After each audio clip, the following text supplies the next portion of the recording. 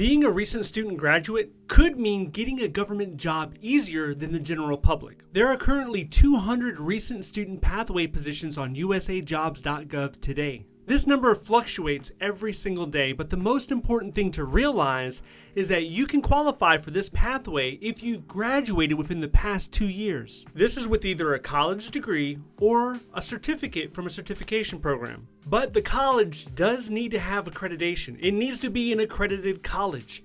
Believe it or not, there are a lot of predatory colleges that have been caught recently trying to target individuals to take their money, and in exchange they give them a worthless piece of paper. So there's a website that you can visit to check to make sure your educational institute, your university, is actually accredited.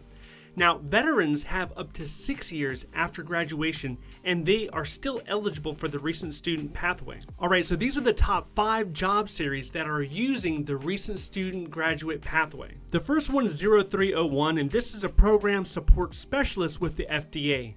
The salary for this one's between $42,000 and $69,000 a year.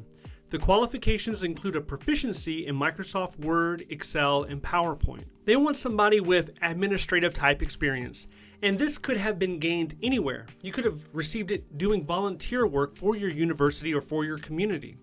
Now, if you do not have any experience at all, then you need a 4-year degree. You need a bachelor's degree. Or you could do a combination, so you could have an associate's degree and a little bit of experience. Keep in mind that this type of job, this is for somebody that's probably in their early 20s, somebody that's a little bit younger trying to get into the government. And when you apply for this job, you want to make sure that your transcript, it actually has the awarded date of your degree. Because if it doesn't have that, a lot of times human resources will not give you the credit. And what will happen is you will receive an email saying that you were not within the area of consideration, meaning that you didn't have the appropriate supporting documentation to claim that this pathway fits your situation. Okay, so the next one is a WG7408, and this is a food service worker with the VA. The salary for this one is between $20 and $23 an hour. This is actually a part-time job, and you don't really need any type of specific experience to be eligible for this job. As you can imagine, you're probably going to be making some sandwiches, maybe sweeping, mopping, washing some dishes, and this is at a medical treatment center. Usually you'll find these type of positions either in a medical facility or sometimes in a military base or a military installation. And we have those all across the country and all across the world. As you probably noticed, this is not a GS job. This is a WG job. But it has pretty much a lot of the same benefits, if not all of the same benefits, and it is in the competitive service. So after you've done 3 years, you would have essentially gained a tenure in the competitive service within the federal government. Just understand that GS jobs are largely considered white-collar jobs. WG jobs are considered blue-collar. Okay, so the next one is in the 0500 Accounting and Finance series. We're looking specifically at auditing and budget analysis. And this one here is a 0560, which is a budget analyst. The salary is between $37,000 and $91,000 a year.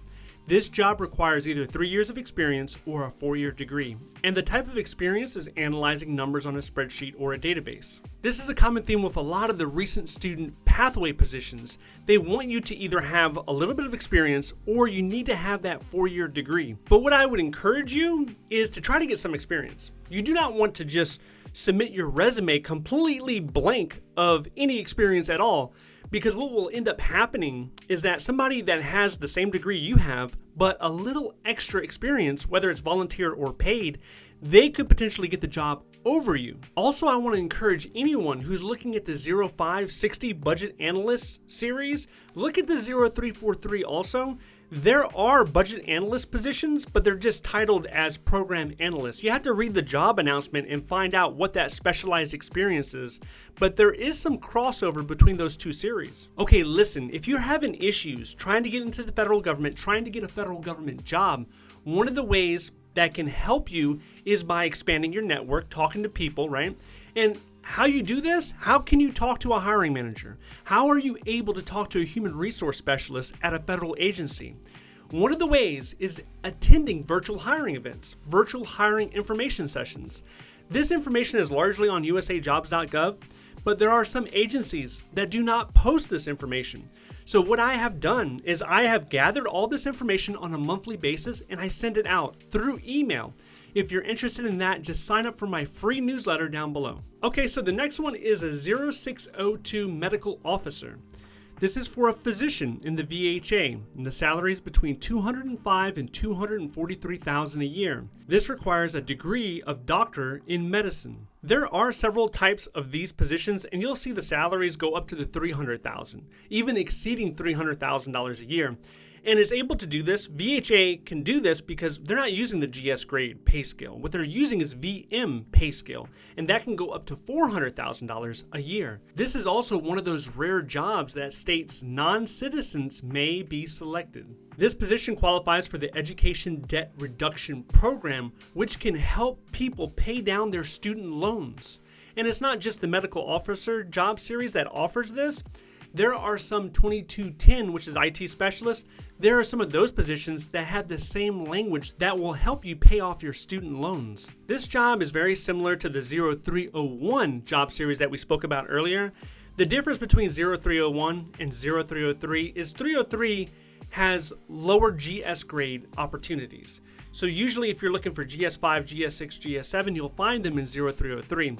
Once the GS grades start to rise to get, GS12, GS13, then you'll find them more on the 0301 side. You'll also find a lot of GS15s on the 0301 side, like deputy director type positions. They will be coded as 0301. These job series, they're very heavy on administrative type skills and experience.